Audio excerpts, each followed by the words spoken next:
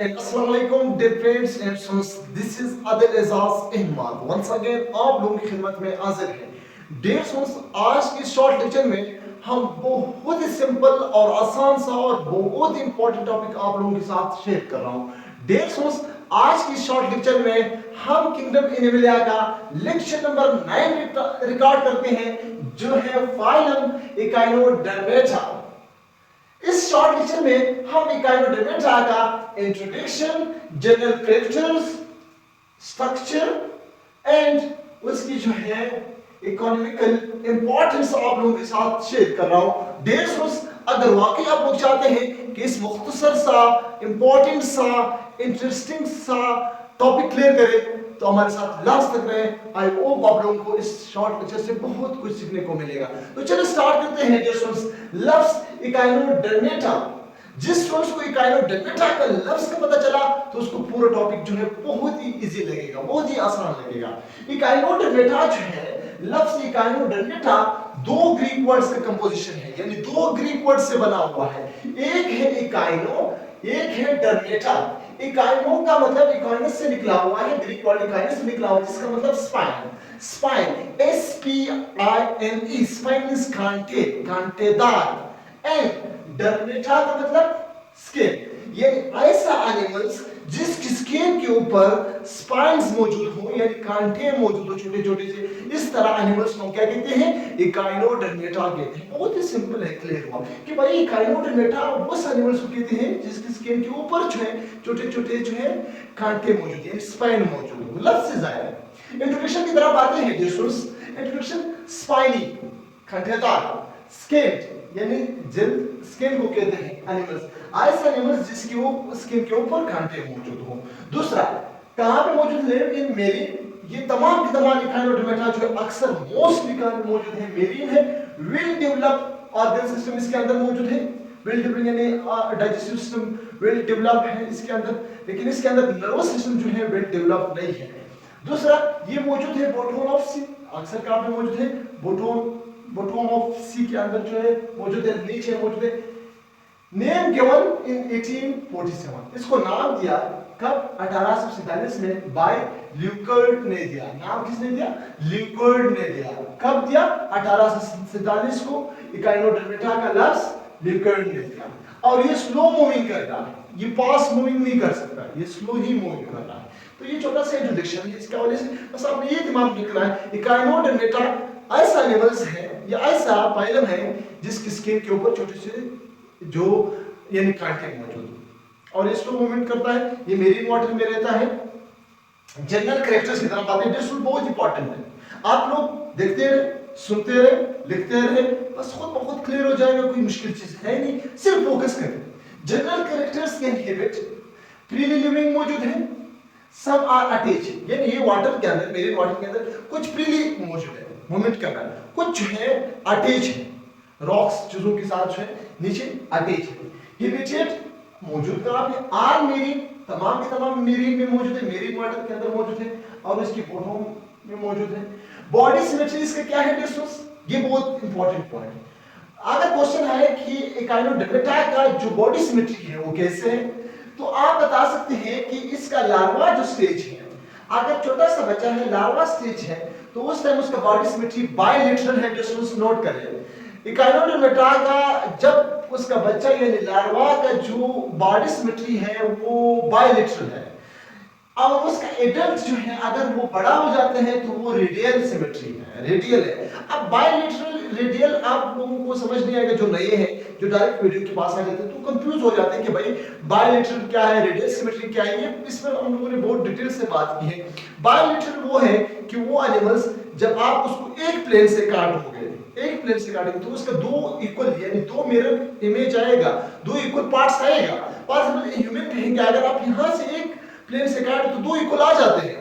एक आंख इस तरफ, एक आंख इस तरफ, एक कान इस तरफ, एक कान इस तरफ, एक हाथ इस तरफ, एक हाथ इस तरफ, एक पांव इस तरफ, एक पांव इस तरफ, तो दो इक्वल यानी पार्ट्स बन गए. तो अगर आप दूसरे प्लेन से काटोगे, यहां से काटोगे तो दो इक्वल नहीं बनेगा. ऐसा एनिमल्स अगर आप एक प्लेन से काटोगे उसके दो इक्वल बनेगा तो इस तरह एनिमल्स को हम कहते हैं बायलेटरल. अगर आप उसको जो है दो एक से ज्यादा प्लेन पे काटो तो दो इक्वल नहीं बनेगा तो उसको बायलेटरल कहते हैं. और रेडियल सिमेट्री ऐसा है, ऐसा रिवर्स है, अगर आप उसको एक से ज्यादा प्लेन पे काटोगे तो उसका दो इक्वल इमेज बनेगा। यानी अगर एक प्लेन से यहाँ से काटो, उधर से काटो, यानी तीन चार प्लेन से काटो, फिर भी उसकी दो इक्वल बनेगा। तो इस तरह उसको रेडियल सिमेट्री कहते हैं। तो इसका जो है बॉडी से लार्वा का जो बायलेशन है और एडल्ट का रेडियल है। और बॉडी लेयर ट्राइफ्लोप्लास्टिक है, ट्राइफ्लोप्लास्टिक है। बॉडी कैविटी सिलेमेट है, इसके अंदर ट्रू कैविटी मौजूद है। और एक्सोस्केलेटन जो है इसके अंदर एक्सोस्केलेटन है और कैल्शियस यानी कैल्शियम और कार्बोनेट से बना हुआ है। प्लेटफॉर्म वेसिकल्स भी कहते हैं, यानी बिल्कुल जो है कैल्शियम से बने हुए प्लेटफॉर्म है, स्किन के नीचे प्लेट्स बनाए हुए हैं, उसको हम क्या कहते हैं, वेसिकल्स भी कहते हैं, वेसिकल्स भी कहते हैं। लेवल ऑफ ऑर्गेनाइजेशन क्या है डिस्कस, इसके अंदर ऑर्गन सिस्टम मौजूद है। नंबर कितने हैं, कितने स्पीशीज अभी तक रिकॉर्ड हुए हैं, डिस्कस ये भी नोट करें। 5000 से लेकर 6000 स्पीशीज रिकॉर्डेड है, ठीक है, रिकॉर्ड हुआ है। अब एक चीज याद है, इसका मुंह जो है वो लोअर सरफेस पे नीचे की तरफ जो है मुंह है, और अपर सरफेस पे जो इसका इनस है। ये थोड़ा सा अजीब जो पॉइंट है कि इसका मुंह जो है नीचे की तरफ है और इसका इनस जो है ऊपर पार्ट में मौजूद है। ये पॉइंट्स आप नोट करें। दूसरा, शेप कैसे है इसका, एक है बिस्किट शेप जिसको केक यूरिकाइन या इसको इरिशियन भी कहते हैं। तो ठीक है, ये एक स्पीशी का नाम है जिसका शेप बिस्किट शेप है। दूसरा जो लॉन्ग आर्म, बड़े बाजू वाले जो है ब्राइटर जो है कैम्बर जो हम कह सकते हैं इसको, ये है, इसके बड़े बाजू होते हैं। और तीसरा इलोंगेटेड है, लंबे हैं, सी जो है सी कैम्बर जो है। और ग्लोबुलर स्ट्रक्चर जो रखते हैं वो सी यूरिचाइन जो मौजूद है। 5 नंबर पे जो स्टार की तरह जो है वो स्टार फिश है। तो ये कुछ शेप है, शेप जो है मौजूद है। लॉन्ग आर्म ग्लोबुलर फॉर्म में मौजूद है, बिस्किट फॉर्म में, स्टार इलोंगेटेड फॉर्म में मौजूद है। ये शेप की बुनियाद पर लोकोमोशन कैसे कर रहा है डिस्टेंस, बाय ट्यूब पीट के जरिए से कर रहा है। अब स्टूडेंट्स कंफ्यूज हो जाते हैं कि व्हाट्स ट्यूब पीट, मैं बाद में बता दूंगा, लेकिन आपको सिर्फ दिमाग में रखना है कि ट्यूब पीट के जरिए से लोकोमोशन हरकत कर सकता है, एक जगह से दूसरी जगह जो है जगह चेंज कर सकता है। तो ट्यूब पीट के जरिए। डाइजेस्टिव सिस्टम वेल डेवलप है, एनस एंड माउथ मौजूद है, ऊपर जो एनस है नीचे जो है माउथ मौजूद है, तो वेल डेवलप। रिप्रोडक्शन इसके अंदर कैसे होगा, याद रखिए इसके अंदर एसेक्सुअल भी है एंड सेक्सुअल रिप्रोडक्शन भी है। दोनों सेक्सुअल यानी रिप्रोडक्शन मौजूद है। एसेक्सुअल जो है रीजनरेशन कर रहा है, रीजनरेशन। अगर एक पार्ट कट जाता है, जैसा स्टारफिश का एक बाजू कट गया, दोबारा उससे जो है एक नया स्पीशी बन जाते हैं, नया स्टारफिश बन जाते हैं। तो रीजनरेशन, दोबारा वो जगह रीजनरेट हो जाते हैं। तो रीजनरेशन इसके अंदर मौजूद है। सेक्सुअल रिप्रोडक्शन इसके अंदर जो मौजूद है यूनिसेक्सुअल होगा। अब यूनिसेक्सुअल वो है जिसके अंदर, यानी ऐसा ऑर्गेनिज्म जिसके अंदर सेक्सेस जो है, मेल सेक्सेस अलग है, फीमेल अलग है, यानी मेल जो है अलग है, फीमेल अलग है। दोनों कैरेक्टर्स यानी दोनों जो खासियत है, जो कैरेक्टर्स है, वो एक ऑर्गेनिज्म के अंदर नहीं है। तो यूनिसेक्सुअल है, यानी इसका मेल अलग है और फीमेल अलग है। इसका एक्सटर्नल फर्टिलाइजेशन होगा। एक्सटर्नल फर्टिलाइजेशन का मतलब स्पर्म भी बाहर निकल जाते हैं, एग भी बाहर निकल जाते हैं, वाटर के अंदर जो है फर्टिलाइज हो जाते हैं, लार्वा और वगैरह, एडल्ट बाद में जो है एडल्ट बन जाते हैं। ये फर्टिलाइजेशन बाहर ही होगा, बॉडी के अंदर नहीं होगा। मेल से स्पर्म, फीमेल से एग निकल करके वाटर के अंदर ही जो है फर्टिलाइज हो जाते हैं। तो इस तरह को हम क्या कहते हैं, एक्सटर्नल फर्टिलाइजेशन कहते हैं। नर्वस सिस्टम नो स्पेशलाइजेशन अभी तक इसका नहीं हुआ है, यानी नर्वस सिस्टम इसके अंदर खास स्पेसिफिक नहीं है। वाटर वेस्कुलर सिस्टम, ये पॉइंट आपने दिमाग में रखना है। Water vascular system help in movement and feeding. Water vascular system क्या है, स्टारफिश है दोस्तों। पहले अब यहाँ पे एक स्टारफिश बनाऊंगा। इसका जो है ऊपरी पार्ट में इस तरह क्या चीज मौजूद है, इनस मौजूद है इस तरह। और ये क्या है, स्टमक है। नीचे जो आया है वो क्या है, देखिए ऊपर जो पार्ट है वो क्या है, वो मौजूद है इनस। दरमियान में जो ये हिस्सा है ये स्टमक है, और ये हिस्सा जो है वो क्या है, मुंह। तो यहां से वो फीडिंग कर रहा है, खा रहा है, यहाँ डाइजेस्ट हो जाते हैं, और यहाँ से इनस से वेस्टिबुलर डायरेक्ट। इनस जो है सरफेस एरिया में और माउथ जो है नीचे एरिया में। अब इसके अंदर मैंने बात की स्पाइन, इस तरह इसके ऊपर क्या मौजूद है, इस तरह छोटे छोटे स्पाइन मौजूद है। स्पाइन यानी कांटे मौजूद है इस तरह, क्योंकि इकाइनोडर्मेटा का मतलब ये है कि इसकी स्किन के ऊपर क्या चीज मौजूद है, इस तरह दागिनेवार स्ट्रक्चर मौजूद है, यानी स्पाइन्स कांटे मौजूद है। अब यहाँ स्टारफिश की तरफ आते हैं दोस्तों। ये स्टारफिश है, ये ऊपर जो मौजूद है स्पाइन्स मौजूद है। अब यहाँ पे इसका कवर देखिए, ये दो कवर मौजूद है, दो पासों के ऊपर जो कवर मौजूद है, ये 3 के ऊपर नहीं है। तो क्या किया मैंने इसका स्किन जो है काट लिया, इस 3 बाजू का जो स्किन इस तरह काट लिया, खोल दिया, दरमियान से इस तरह काट लिया। तो देख रहा हूं कि इसके अंदर कौन सा सिस्टम मौजूद है। तो यहाँ मस्कुलर सिस्टम क्लियर हो जाता है। मस्कुलर रीका सिस्टम है जो मूवमेंट और फीडिंग में मदद कर रहा है, वो यहाँ पे मैं बताया था। जब खोल दिया, यहाँ पे पहला चीज क्या आएगा, डाइजेस्टिव सिस्टम आएगा, एनस, स्टमक और माउथ वगैरह ये एरिया। इसको खैर मैंने कैच करके बाहर निकाला। अंदर क्या रहेगा, पहला चीज एक ट्यूब रहेगा, ये ट्यूब है, ये बड़ा सा ट्यूब पड़ा हुआ है अंदर। उस ट्यूब को कहते हैं सेंट्रल डिस्क या इसको रिंग कैनाल कहते हैं। ये पहला स्टेप यहाँ देखो, बड़ा सा पहला स्टेप क्या आएगा, डाइजेस्टिव सिस्टम के बाद रिंग कैनाल आएगा, एक ट्यूब आएगा, उस ट्यूब को हम रिंग कैनाल कहते हैं। दूसरा डेस्टोस, ये दो बाजू तो कवर है, इसके ऊपर स्किन मौजूद है, लेकिन ये जो है नजर आ रहा है। तो जब देखा इस रिंग कैनाल से एक ट्यूब इस तरफ आया है, एक ट्यूब इस तरफ आया गया है, एक इस तरफ आया है, एक इस तरफ आया है, 4-5 ट्यूब निकले हैं। रिंग कैनाल से ट्यूब इस तरफ, एक इस बाजू में, एक इस बाजू में, एक इस बाजू में, ये रिंग कैनाल है। इसको जो कहते हैं, इस ट्यूब को कहते हैं, इसको कहते हैं रेडियल कैनाल। इस ट्यूब का नाम क्या है, रेडियल कैनाल। या आपने दिमाग में रखना है, रेडियल कैनाल कहते हैं। चलिए ये भी समझ आ गया। पहला जो है रिंग कैनाल है, रिंग कैनाल से छोटे छोटे ट्यूब हर बाजू की तरफ गया, उसको रेडियल कैनाल कहते हैं। ओके, ये भी समझ आ गया। अब तीसरा चीज जो है, रेडियल कैनाल से एक छोटे छोटे से ट्यूब निकले हुए, इस तरह रेडियल कैनाल, इस तरह ट्यूब निकले हुए हैं रेडियल, यह हर बाजू में इस तरह होगा, छोटे छोटे क्या निकले हुए, ट्यूब निकले हुए, उसको कहते हैं लेटरल कैनाल। ये ट्यूब निकला हुआ, एक ट्यूब ये है, एक ट्यूब ये है, एक ट्यूब ये, इस तरह रेडियल कैनाल। उस ट्यूब का नाम है लेटरल कैनाल, लेटरल कैनाल। चलिए ये लेटरल कैनाल समझ आ गया। अब लेटरल कैनाल आगे जाकर इस तरह एक सिके यानी तिरेनुमा स्ट्रक्चर में ओपन हो रहा है इस तरह। ये सिर्फ एक बाजू में नहीं है, यह हर बाजू के अंदर इस तरह ट्यूब आया है, लेटरल कैनाल, रेडियल कैनाल से ट्यूब है, फिर वो आ जाए ओपन हुआ है इस तरह, ये हर बाजू में इस तरह हुआ है। ठीक है, समझ आ रहा है स्टूडेंट्स?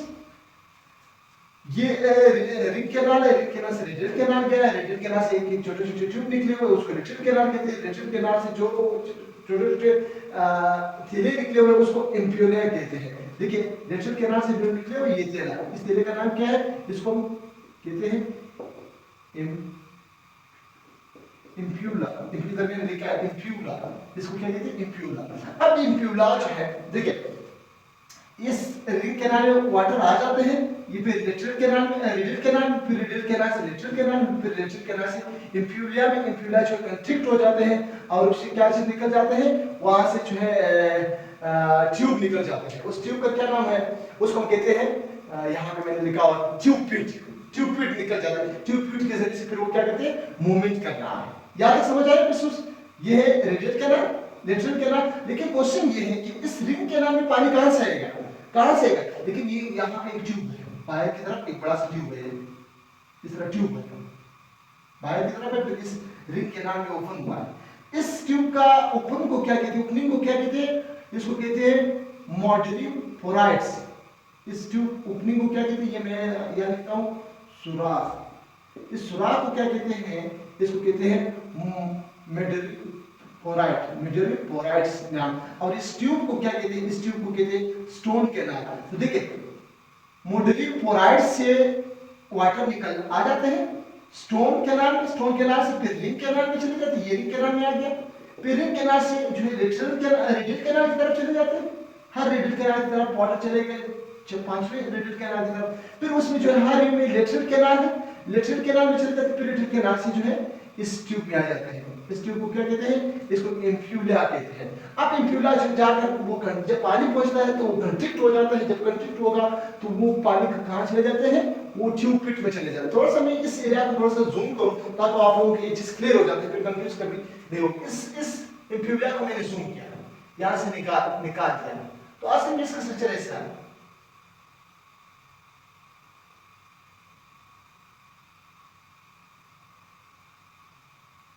देखिए ये ट्यूब है, ये कौन सा ट्यूब है, ये तो इस ट्यूब को कहते हैं, ये रेडियल कैनाल है, ये रेडियल कैनाल से पानी चले जाते हैं लेटरल कैनाल से यहाँ पे पहुंच जाते हैं। ये कौन सा एरिया? इम्प्यूलिया है। ये कौन सा एरिया है? इम्प्यूला। इम्प्यूला तक पानी पहुंच गया, कहां से आया? रिंग कैनाल से जो है आकर रेडियल कैनाल से लेटरल कैनाल से इम्प्यूलिया जब यहाँ तक पानी पहुंचता है तो ये कंस्ट्रिक्ट हो जाते हैं, पानी किस तरफ चले जाते हैं? इस तरफ, नीचे की तरफ ये कंस्ट्रिक्ट हो जाते हैं। कंस्ट्रिक्ट होकर के यहाँ से ट्यूब पिट बन जाते हैं, ट्यूब पिट बन जाता है। अब ये ट्यूब पिट अंदर की तरफ इस तरह निकल जाता है। तो इस ट्यूब पिट की यानी इसको कहते हैं मस्कुलर सिस्टम, जो वाटर मस्कुलर सिस्टम, और ये ट्यूब पिट के जरिए से फिर क्या कहते हैं? लोकोमोशन कर रहा है। बहुत ही सिंपल है। तीसरा चीज हम बात करते हैं यहाँ पे no specialised organ for inspiration and excretion. Excretion और इंस्पिरेशन के लिए एक स्पेशलाइज्ड ऑर्गन सिस्टम नहीं है। नर्वस सिस्टम पोरली डेवलप, इसके अंदर नर्वस सिस्टम जो है कंप्लीटली डेवलप नहीं है। सर्कुलेटरी सिस्टम लेस डेवलप है। रीजनरेशन इज कॉमन, जो है रीजनरेशन इसके अंदर कॉमन है। फर्टिलाइजेशन एक्सटर्नल है और इनिशिएशन होगा। ये मेन इंपॉर्टेंस है, इस स्टार फिश का आपने याद रखना है। इकोनॉमिकल इंपॉर्टेंस क्या है? Meat are used as a food, बहुत से जो है एज अ खुराक लोग इस्तेमाल करते हैं मुख्तलिफ कंट्री में। एक्ट्स एज अ स्क्वेंजर की तरह जो है क्लीनिंग कर रहा है, सी वाटर को साफ करते हैं। यानी डेड एनिमल्स और प्लांट्स को क्या करते हैं? इसको जो है खत्म करते हैं, एट करते हैं, खत्म करते हैं। Meat are used as a fertilisers, both जो है एज अ फर्टिलाइजर्स यूज होगा। क्यों? क्योंकि because have a dried skeleton, इसके ऊपर जो है ड्राइड स्केलेटन रहता है जिसके अंदर contains large amount of calcium and nitrogen. इसके अंदर लार्ज अमाउंट कैल्शियम और नाइट्रोजन मौजूद है। कंपोस्ट मीन आर पॉइजनस, और इसमें से बहुत से जो है पॉइजनस जहरीले हैं, सच है जो है सी यूरिथाइन या यूरिकाइन जो है स्टिंग यानी कान जो है डंक मारते हैं ह्यूमन बींग्स को, उसकी वजह से जो है इंसानों को जो है नुकसान पहुंचता है। आल्सो डैमेज ऑयस्टर बेड्स जो है उसको डैमेज करते हैं। तो दिस वाज बहुत ही सिंपल और आसान सा टॉपिक था। इस लेक्चर में हम लोगों ने क्या डिस्कस किया? पहले एक इकाइनोडर्मेटा का वर्ड का मतलब बताया, फिर उसकी इंट्रोडक्शन, फिर उसकी इंपॉर्टेंट